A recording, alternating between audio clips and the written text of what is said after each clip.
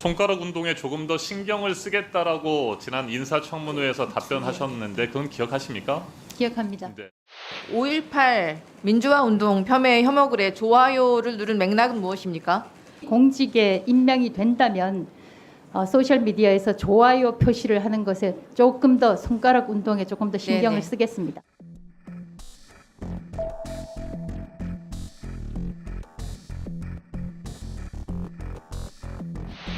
이진숙 증인은 지금 자연인입니까? 고위공직자입니까? 지금은 직무가 정지된 고위공직자입니다. 직무가 직자라고 정지된 생각합니다. 방송통신위원장입니다. 네. 정확하게. 지난 8월 11일과 13일 두 차례에 걸쳐서 이 페이스북 글을 공유를 하셨군요. 이 페이스북 글이 뭡니까? MBC 제3노조의 성명이죠. 저는 이게 정치적 중립 위반이라고 생각지 않습니다.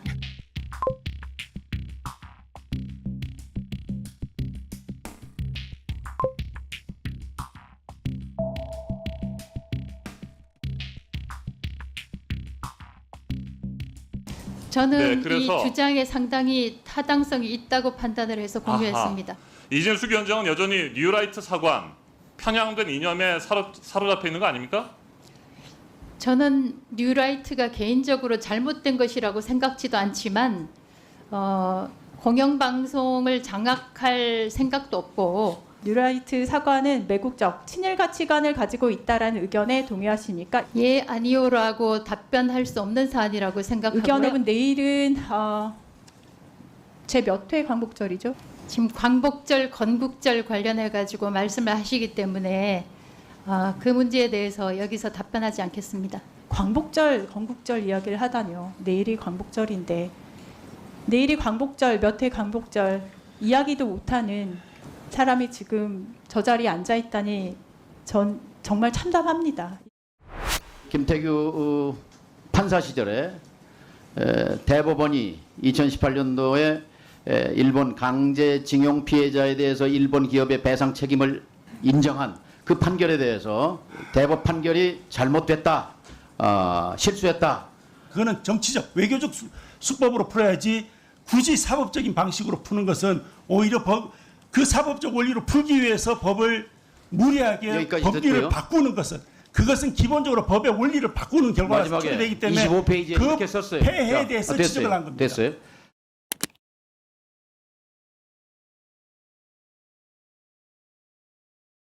지금 선임되고 임명된 사람들 중에 논란이 있었던 사람들은 없었습니까? 어떤 답변하세요. 분을 말씀하시는지요? 방송통신위원회에서 수임료를 받아서 방송통신위원회 관련 소송 대리인으로 참여하고 있는 사람이 이사로 선임됐어요. 그게 누굽니까? 글쎄요. 기억 안 나십니까? 예. 그럼 두 번째, 스폰서 검사 논란의 당사자가 이사로 선임됐어요. 누구예요? 그것도 기억 안 납니까? 예, 기억이 잘 안 납니다. 자, 연예계 블랙리스트로 진행자를 마음대로 하차시키고 프로그램을 날려버린 인사도 이번에 이사로 선임됐어요. 그런 사람 있어요, 없어요? 모르겠습니다. 기억이 안 납니까? 또 묻겠습니다. 동료 후배들을 유배지로 내쫓고 차마 입에 담을 수 없는 폭언을 내뱉었었던 사람들이 있어요. 이런 사람도 기억 안 납니까? 한 명 더. 방심위원장 청부 민원을 앞장서서 처리한 해결사가 있습니다. 이 사람도 이사로 선임됐어요. 이 사람도 누군지 답변 못하겠죠. 인터넷만 한번 검색해봐도 알 수 있는 이런 결격 사유가 굉장히 많고 다양해서 도저히 방송통신위원회가 공영방송 이사로 선임해서는 안 되는 사람들이 이번에 구멍을 통과해서 이사로 선임됐다는 거 아닙니까? 혹시 임무영 멋쟁이 바보 누가 한 말인지 아십니까? 이진숙 방통위원장이 직접 박문진 이사로 선임한 그 임무영 전 검사와 SNS상에서 공개적으로 나눈 대화입니다. 친분 관계 있으시죠? 아는 사람입니다. 네. 임무영 전 검사가 박문진 이사 지원한 거 알고 계셨습니까? 직무와 관련된 것이어서 답변하기 어렵습니다. 본인의 변론을 맡아줬던 변호사가 본인이 심의하는 대상, 그것도 공영방송 이사 후보로 올라왔으면 빼야 되는 거 아닙니까? 네, 그런 식으로 이야기를 한다면 MBC 출신이나 KBS 출신이나 다른 방송사에 근무했던 분들도 제외를 해야 된다는 얘기이기 때문에 아니 저는 다른 그 방송사 지적은- 근무했던 분들을 왜 제외해요? 아니, 저는 사적으로 연결된 부분을 얘기한 거예요. 법적인 절차에 따라서 선임했습니다.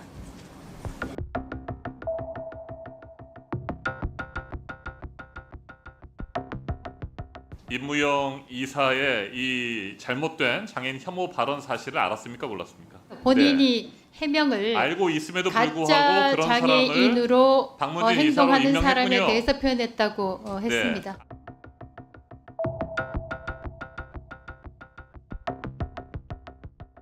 83명의 서류가 다 제공됐을 텐데 다 검토했습니까?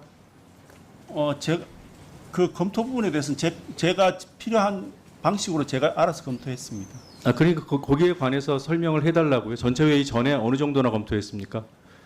일부를 누락시키거나 그런 일은 없었다는 제가 말씀이신가요? 그걸 페이지 한 페이지 다 따져가면서 아니 83명을 다 봤다는 말씀이시죠?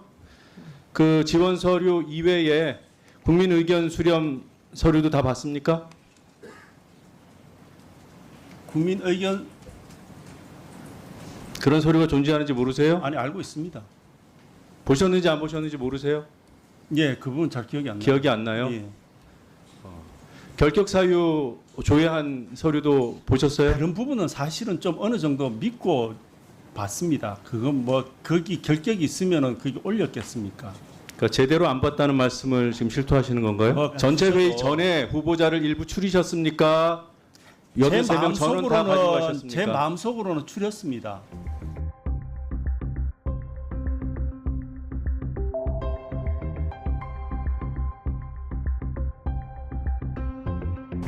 취임 즉시 탄핵한다. 뭐 이런 얘기 들어보신 적 있습니까? 네. 취임 즉시라는 것도 제가 지금 제 기억에 의존하기 때문에 언론에서 본 것은 취임하자마자 탄핵할 것이다. 아니면 또 이제 아까 이야기 나왔던 것처럼 취임해서 이른바 그 불법적인 의결을 할 때 탄핵할 것이다. 네. 이런 몇 가지로 표현된 걸로 알고 있습니다. 네. 아까 직대도 그런 말씀하시던데. 그래서 서둘러서 일정을 잡으신 것 같아요. 맞죠? 우리 직무대행님 왜 이렇게 일찍 하셨어요? 예, 맞습니다. 탄핵할까 봐? 예.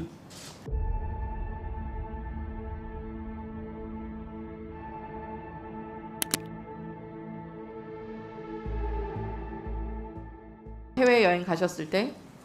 근데 왜 관용차 타고 공항까지 왔다 갔다 하셨습니까? 이게 사적 사용이 아닙니까?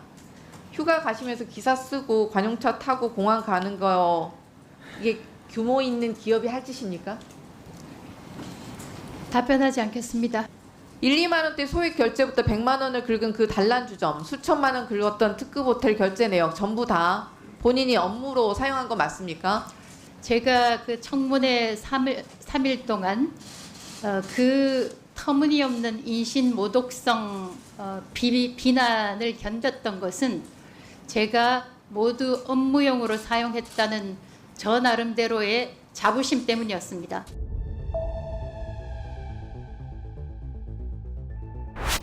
권익위 부위원장으로 계시다가 방통위로 언제 임명을 받으셨죠? 예, 뭐 아시다시피 7월 31일 날 받았습니다. 예.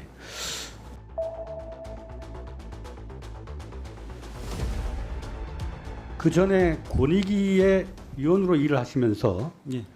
방송통신심의위원회의 그 유희림 위원장의 예. 사주 민원 이해충돌 관련 건에 대해서 예. 그 심의를 미루고 결정하지 않은 이유가 뭡니까? 일단 당시에 충분히 그 권익위에서 논의가 되었고요. 거기에는 야당 측에서 추천된 위원도 충분히 있습니다. 그 위원들 다 회의에 참여해서 전체 회의를 거쳐서 그 회의에서 결정이 된 겁니다.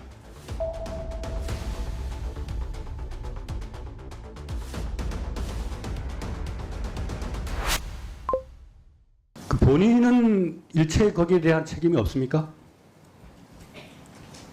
김건희 여사의 명품백 사건 수수를 무혐의 종결한 표결 행위를 했죠. 당시에 모든 결정은 위원회 안에서 이루어졌습니다. 그 윌슨의 압력에도 불구하고 자신의 공직자로서의 양심을 지키기 위해서 노력해왔고 그 양심과 윌슨의 압력의 모순에 따라서 극단적인 선택을 했다. 이 안타까운 현실에 대해서 일말의 책임감이 있느냐 없느냐라고 물어보는 겁니다. 제가 아까도 말씀드렸지만은 기본적으로 권익위의 모든 의사결정은 위원회에서 이루어집니다.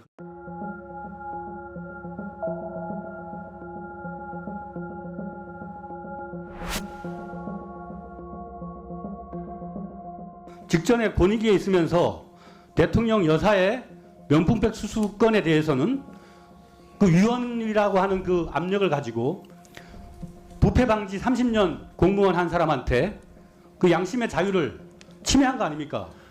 의원님, 그 누구도 그 사람에게 어떠한 위해를 가했다라고 얘기한 적이 없습니다.